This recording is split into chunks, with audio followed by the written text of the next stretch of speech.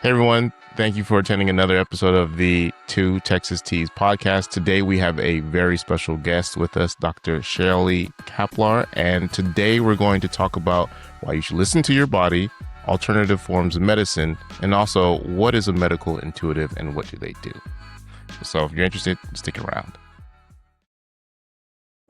Hey everyone, thank you for coming to our ad break. This is for all the folks that would love to be a part of our Two Texas Tea podcast in a way such as sponsoring. So if you are interested in wanting to be a part of the podcast and share your information about your business or what you're doing, you can always send us your inquiry or your interest by going to emailing us on our email address right here below, or following us on social media and sending us a message, or checking out our website. So we hope to hear from you soon, and we would love to be able to showcase what you're doing. Good morning. I'm Dr. Shelley Kaplar. I am not an MD.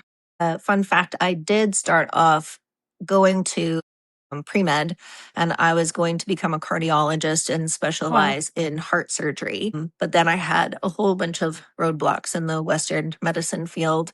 So I decided to answer my true calling that I've known that I've had ever since I was 5. And my PhD is in Metaphysics, and I am a natural born healer, medical intuitive. I can tell when things are wrong with people, or I'll be able to feel them. And in 2024, in April, at my oncology appointment, I told my oncologist that it was back.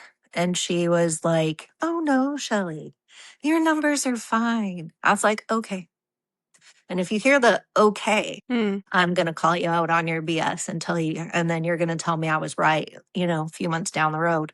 But it was September of 24 and my numbers started spiking. October, she relented and told me I was right and it was back. And it wasn't until the PET scan in January of 25 that we found it back in my liver and in my spleen. So that is the kind of cool things that I get to see. So I've had chemo 2.0, chemo 1.0, chemo 2.0, and I finished chemo in January of this year. Congratulations.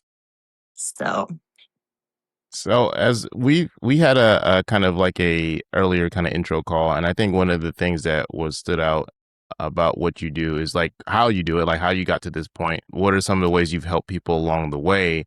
And I guess we can start off with that, but I guess the next question would have been like skepticism in healthcare in today's world. Like a lot of people get healthcare advice, and sometimes we follow it to a T and it doesn't really help. And then other times we get the advice and we're like, well, this doesn't seem like it resonates with what I think is the problem. I mean, case in point, I have family members and parents who every time they go to a doctor, they just sit there very skeptical, like, okay, well, I don't know. I guess you know what you're talking about, but then you know your own body the best.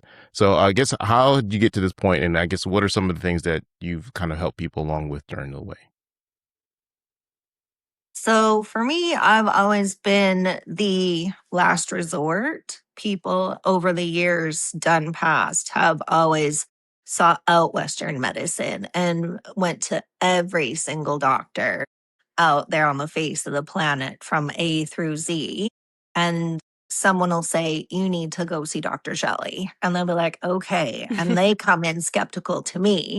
And then, all of a sudden it's just like I find the root cause. I can see the root cause. I tell them what's going on with their body, and they're sitting with wide eyes going like, "How did you just know that?" And then things, their labs start changing and improving for the better. For example, I had a Lyme patient many years ago, and they were sick for 20 years with Lyme disease. And, flare-ups after flare-ups and whatever. And we started working together. And it was with them and one other patient where I discovered the 3 cellular components for autoimmune disorders that keep you on that repetitive loop of creating unhealthy cells.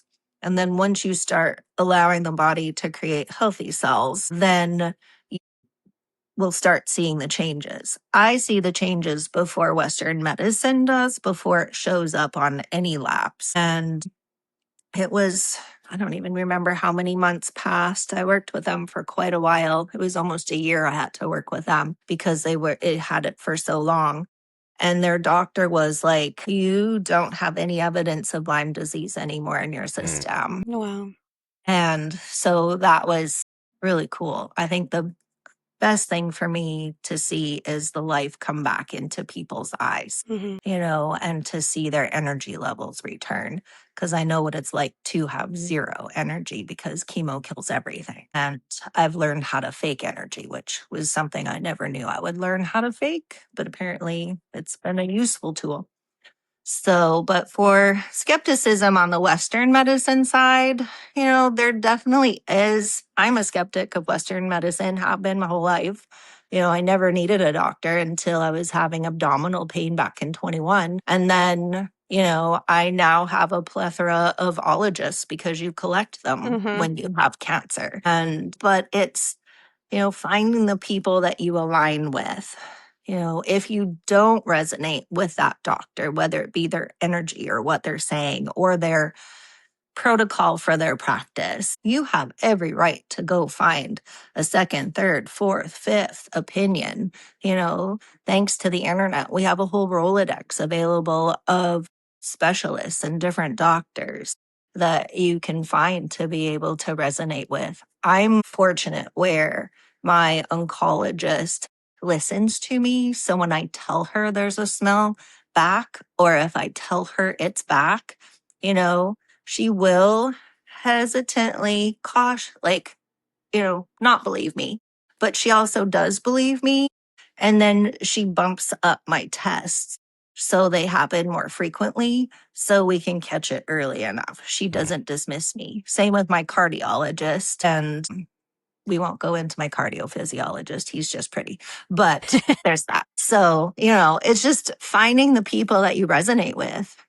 I think that that's really important, especially like I mean, women, we hear it all the time, right? We know our bodies and we go see the doctor and they're like, "Well, are you pregnant? Is it your menstrual cycle? Is it maybe it's a hormone imbalance?" And you're like, "No, like we've already tested all of that. Like something must be wrong because I feel like I don't feel balanced, right?" Like we always are having to like be our biggest advocates and push back on like you said, like on the standard like Western like medical treatments. I'm like, something's wrong. Why aren't you figuring it out? Like something has to be there. Like something feels off, and always having to advocate for that. So I think that what you've been advocating and championing for of like, look at everything, try everything, not have this be like the last destination, right? But like be open to exploring other options with the goal of healing yourself. I think it's really important. And I know like as a woman, I mean, there's been one too many times that I've gone and I'm like, something is off. I don't care what the tests are saying. Like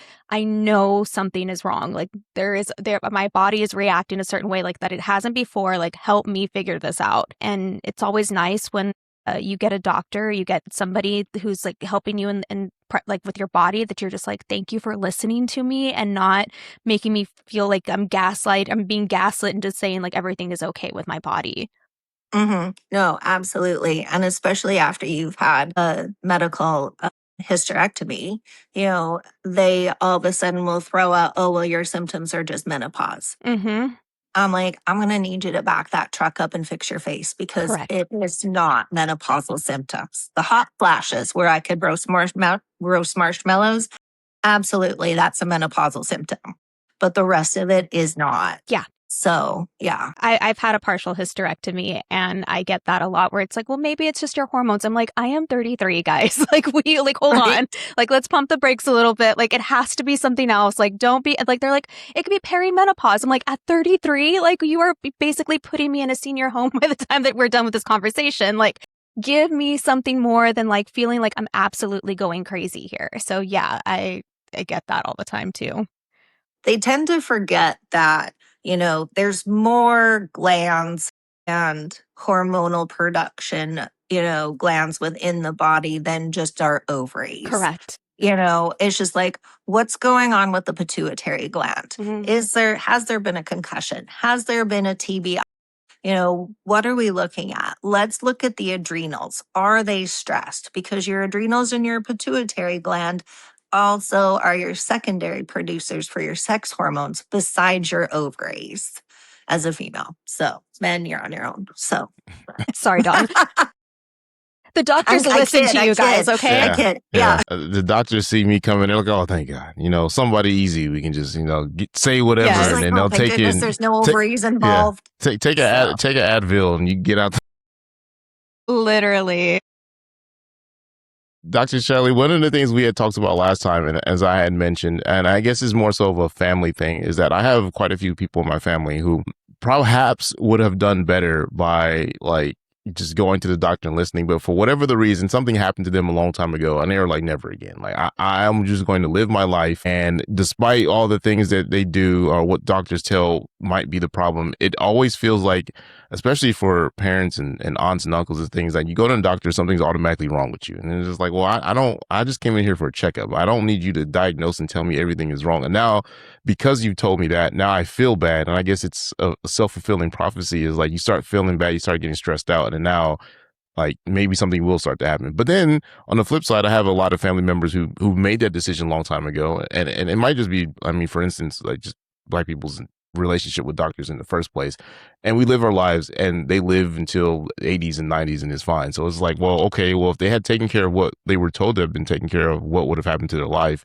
And considering that they ignored it, is it more so them listening to their bodies, or just being like, maybe medicine as we know it, I mean, I believe this, it's an incomplete science. Like we know only what we know so far, and we'll know a lot more 100 years from now, but in this current year of 2026, it is not complete yet.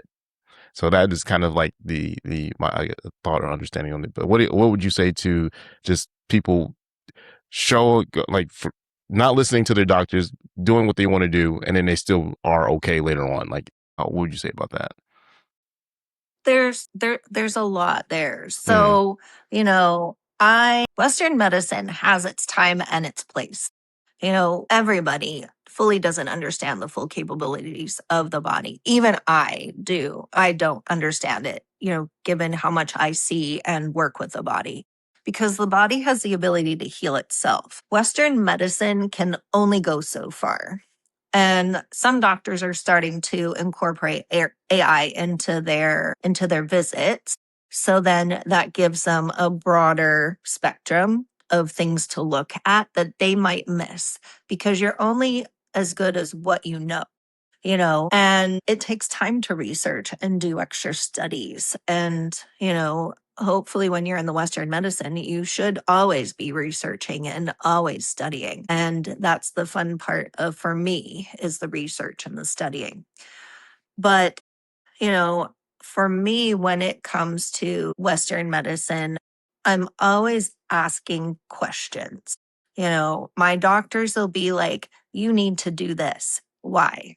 I want other options. I want something other than, a statin for high cholesterol.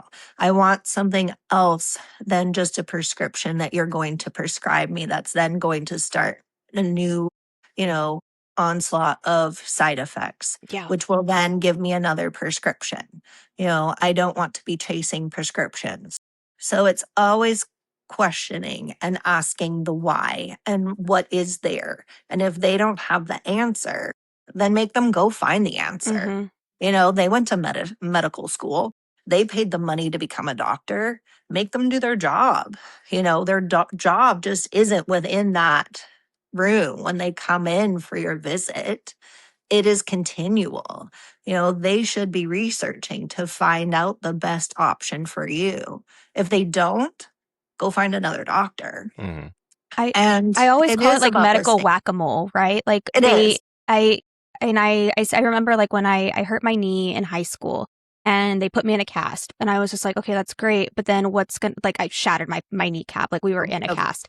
And then all of a sudden I had hip problems after that. So then we had to like work on the hips as well as the knee. And that was like my like first introduction into like, we fixed one thing, but then we like irritated another thing. And now like almost 20 years later, my hips are constantly like an issue, and the joints there are constantly issues on top of the knee.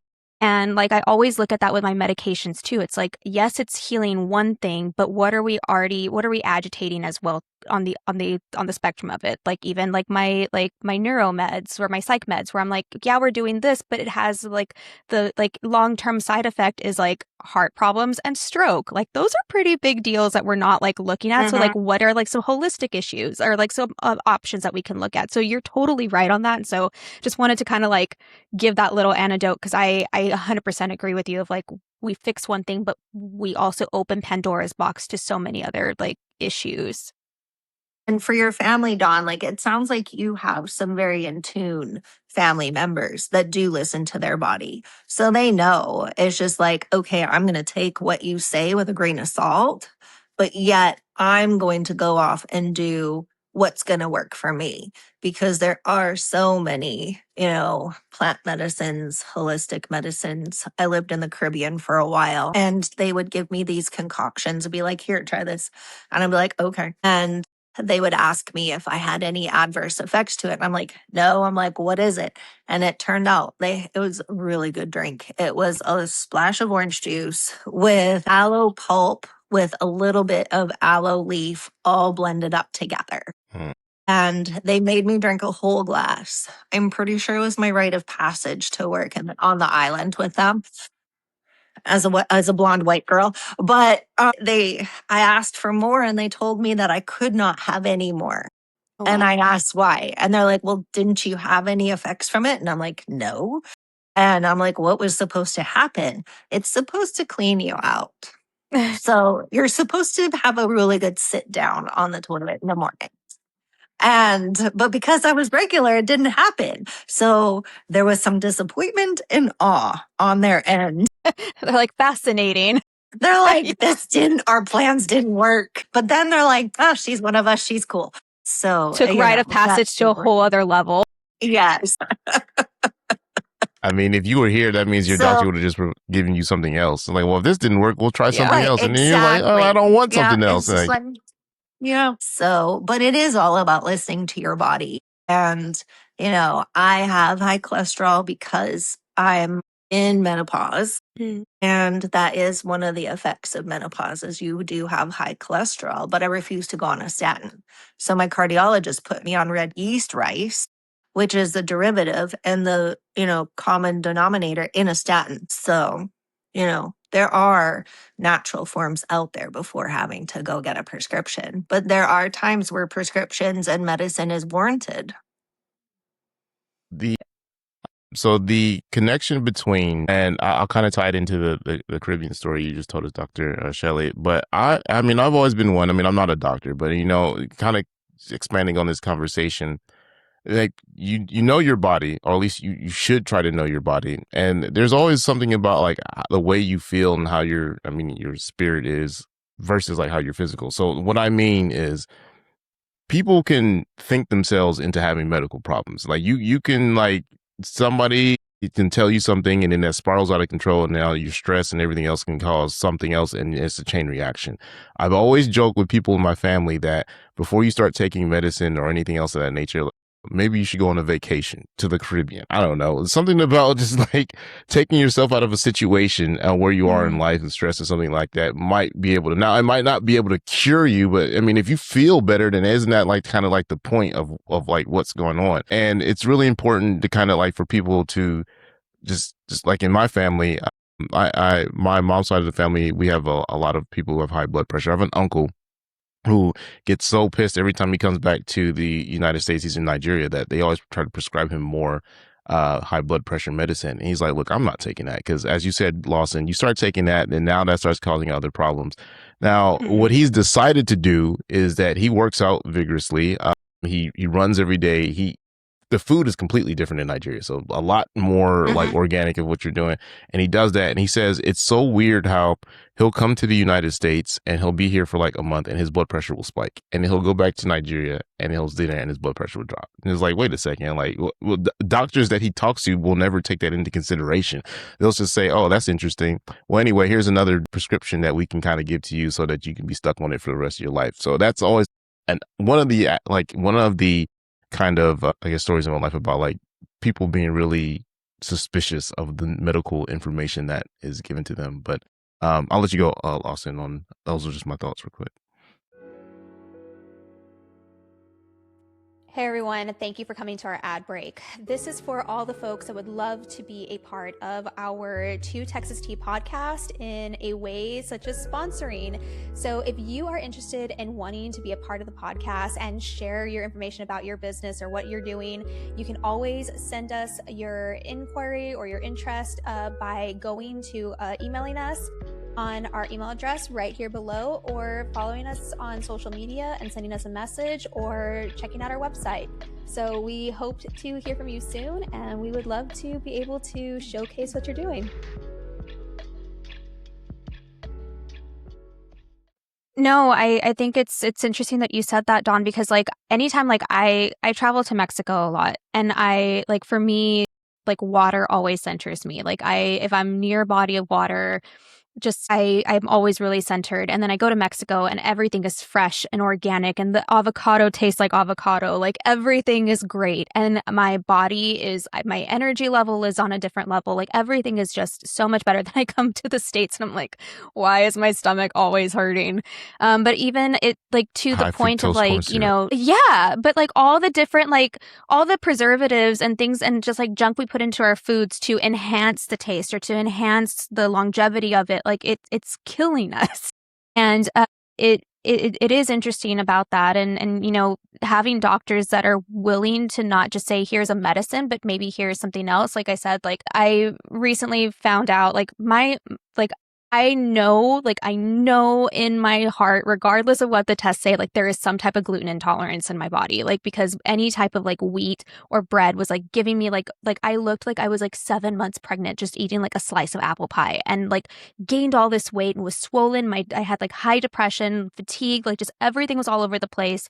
And I finally got a doctor that she's like, I don't care what the panels say. Here's a probiotic that you can take. Here's like an enzyme that we can look at. Like, here are all these different things that'll help with other things without having to like put you on a medication, or we can like test your diet and whatever. And it was just like one of those things where it was really refreshing that we weren't just like adding a pill. Cause she's like, what if other people told you? I'm like, they wanted to put me on another antidepressant. And I'm like, I don't want an antidepressant. Like, you're not curing the cause. You're just like putting a Band-Aid on one of like the side effects. Like, that's not actually getting to the root problem. I'm like, something's going on in my gut. I don't know what it is. There's an imbalance there, but we need to fix the gut. Like, brain is already under control. Like, heart's kind of under control. Like, my gut is where I know there's something wrong. Like, I know that out of the three of them, like, that needs to be figured out. And it's really nice to just like have somebody to talk to be like, well, let's look at our holistic options, not just like what can we give to, like what script can we write to go to the pharmacy with. And so I'm also just kind of curious, just because I know that you're also like a Reiki master and you do like a lot more with like on the spiritual like realm. What do you see or feel when you're working with your clients? Like what does that process look like for you? Well, I'm so happy that you asked, because I've been sitting over here and I'm just like, ever since the beginning, I'm like, why is my stomach hurting? My stomach wasn't hurting before. And then, Don, I'll go back to your uncle's story because you said something important there. But Lawson, it's your vagal nerve. Your vagal nerve isn't firing smoothly. Like, it's very choppy and you've got to disconnect, which is why there's a brain heart gut disconnection or misconnection going on and a misalignment. Your hips are also off center, and it's stemming from your hips are like you're off, which stems from your previous injury from your knee. And I wouldn't look at your knee, I would look at your ankle to see the instability there. And I'd be interested to know if you had any prior ankle sprains or ankle injuries before you had your knee injury. Yep, I did. So anyways, that is how one of the ways that I will start seeing and feeling what's going on with people. I've learned how to shield myself so everybody's bodies don't talk to me, especially when I'm out in public, because that gets a little overwhelming. But I will see, organs and glands, whether they're looking inflamed or tired or depleted. And I will see the disconnect, especially when I'm working up in the brain, when I'm dealing with any type of brain injury with patients. And it's really fascinating to see. Like, there's been times where it's like they look like little extension cords and little plugs. So, like, they'll plug themselves back in together. And then you'll see, like, the whole area of the brain start lighting up and the communication flows. Because what the body does when there's trauma or a disconnect, it sets up like a roadblock. So then everything has to detour. So then and the more detours that you have, then the less the information gets through, because it goes from being a strong flow to a small trickle. But That makes sense. that's one of the ways that I see. And then Don, back to your uncle with his high blood pressure. And even what you said, Lawson, about a gluten intolerance, like, our food here is so over processed. Like, we go big or go home when it comes to making our breads and all the other foods. Like, we process Yeah. the heck out of it because we think it's going to make it better, and it actually makes it worse. And are you a B blood type, Lawson, or an AB? Do you know? I think I'm an A blood type.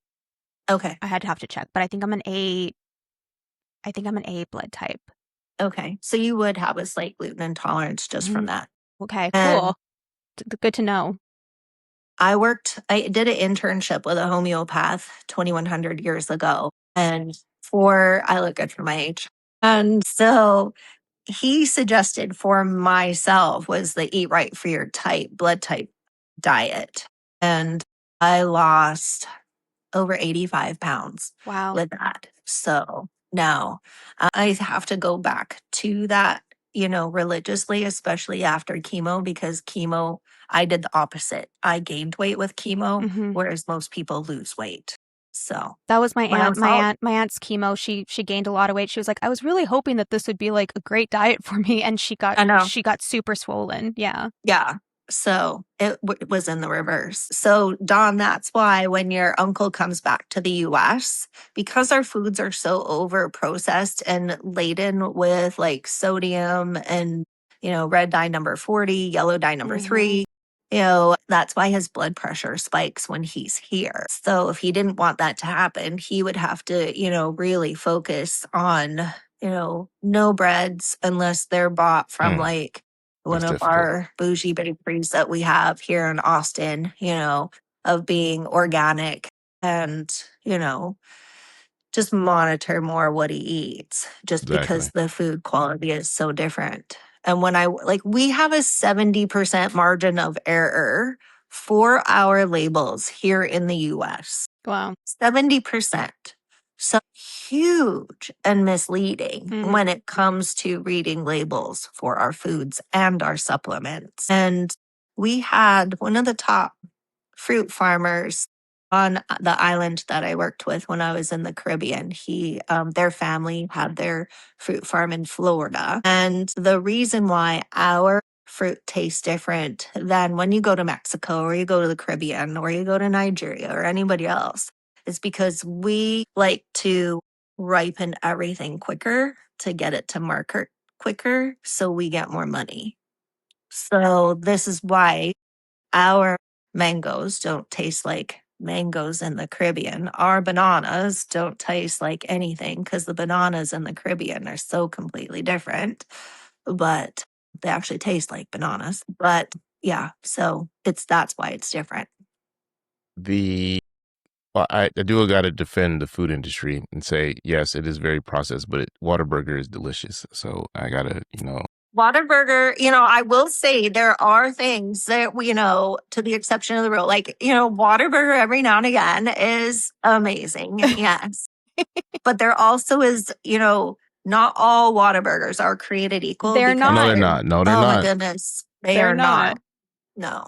Yeah, there's one in San Antonio near, where's oh yeah, it might be because of the state that I'm in, but off of Broadway in front of the Witty, that's the best Whataburger to me because it's always open. But so every time I talk to people about eating healthy and our processed foods, I'm always like, yeah, I will get on that train one day, but I can't not not drive past McDonald's every once in a while and be like, you know what, I deserve fries today. So I don't know. It's a There are Man. so many. There are better fries out there than McDonald's. I will say Yeah. McDonald's scares the crap out of me because, okay, so I have an 11-year-old son. If I can find a French fry and it still looks golden after like who knows how long it's been stuck in between a seat, like that is Still really delicious. scary. Honest to ask. Really, really scary. Like at least like a Whataburger French fry will go stale after 5 minutes of not True. being like in the fryer. Like you have to get them fresh and eat them on the way home because they won't make it home. But like a McDonald's fry, that thing it'll outlast me. Like whatever preservative that fry is dipped in, like dip me in that so my skin does not wrinkle because that they have figured out. They have like who needs Botox when you can just do the McDonald method? Like I have no grease. idea what they're putting on. Yes. I know that they do soak their French fries in sugar water, and that's what makes them taste so good. As far as their preservatives, I have no idea. I'm telling you that, like, I don't want the Dr. Pepper recipe. I want the recipe from McDonald's because, like, that's what they're doing. Like, whatever they're doing, that is crazy. Well, I was going to ask you. So the Kaplar method. So kind of Lawson kind of hinted at it, but is for someone who's never heard of energy healing. What is the kind of method like? And then for your remote sessions specifically, how do those work? So I always offer a free consultation for people so they can, just kind of get an idea of how I'm going to work and also, go over what's working with their body or what isn't working with their body. People always start off and tell me what's wrong, and then they'll forget things. So then I'll remind them because I'm already seeing and picking up what isn't working and where the dysfunction is. For remote clients, we talk on the phone, like you and I, y'all, we're talking here. I don't have to do a Zoom meeting, but I can. And 9 times out of 10, my patients are falling asleep. So we hang up after I've gotten the connection. They, put their phone down like as if they were in the office in person, or sit in a comfortable position. And then I have them call me, at the end of the hour. Sometimes they call me right at the end of the hour because they will set an alarm, or I will hear from them like an hour and a half later because they fell asleep. And then we go over what I found and what was worked on, what I saw as far as what everything looked like, if there was inflammation and how they feel. And then we go from there. And I schedule in 4-week time blocks. So it's an hour every week that they get an appointment for their package. And because I find 4 weeks is that sweet spot. And then we go from there. And it's the patient that always tells me when they're done. I'm not the one that tells you when you're done. You tell me when you're done with me. And then because that's when we both know. I also do intuitive guidance for people. So I'll do a combination of a shamanic treatment with a metaphysical reading for people who feel like they're stuck. Things aren't moving forward, whether it be relationships, business, or just life in general. And we can look at past lives. We can look at, whatever you want to look at and go from there. And those are a lot of fun to do. That's exciting. And so do you just like meditate with that? Like, I guess for like the virtual ones, like, are you like in a meditative state of just like focusing on like your client and like just, and that, like, what does that like invisible string of healing look like for you? Or what is that process for you individually? I guess it would be, considered a meditative state. But for me, what it looks like is I am literally walking myself inside your whole entire body. I am up in your brain. I am down your spinal cord, in your lungs, in your digestive system. I am all over the inside of your body. And I'm like the walking MRI machine that sees right down to the cellular level. So I can tell when your cells even look flat and depleted. And like yesterday, I was crossing the street. I was going for a walk and this guy came up behind me. I was like, ugh, his energy's really flat. I wonder if he's not feeling well. But I'm not going to ask him that because I would sound completely unhinged.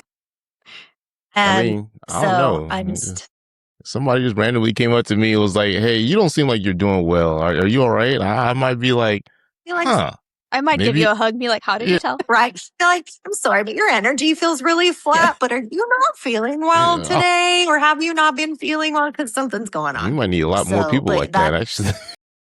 yeah. So, but for me, that's what sessions look like if I'm doing healing work, is that I'm looking at the inside of your body. And sometimes it's only a few areas that will vie for attention and speak out loud the loudest, but I heal everything at the same time. Like nothing gets dismissed or forgotten about when I'm doing a healing session.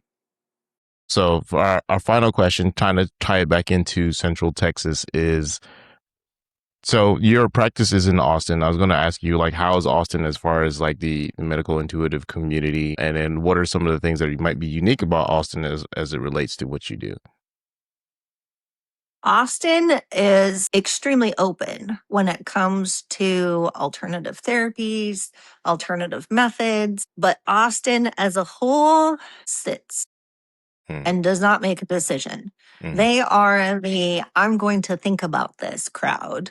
Whereas San Antonio, Dallas, Houston, they're the ones that are like, all right, let's fix this now and today. And, they're a lot more proactive. Whereas Austin is more of that Caribbean laid back feel on that island time of a big city. It's just like, I'm just going to think about it. I'm like, okay, you go think about this. Alrighty. Dr. Shelley, thank you so much for joining us today on the Two Texas Tea podcast and for providing us more information and insight to all the things that you do. It has been so super informative, especially for me to learn more about my own body and how better to focus on my body's intuition, on all the things that are like all the sirens and bells that are going off. And for everybody else who is listening to also be able to sit with their body and do that as well. For our listeners, Dr. Shelley, where can they get more information on you and your practice and what you are doing?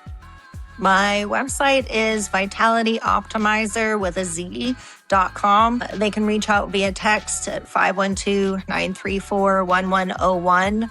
And I am on Instagram, Facebook, and all the places.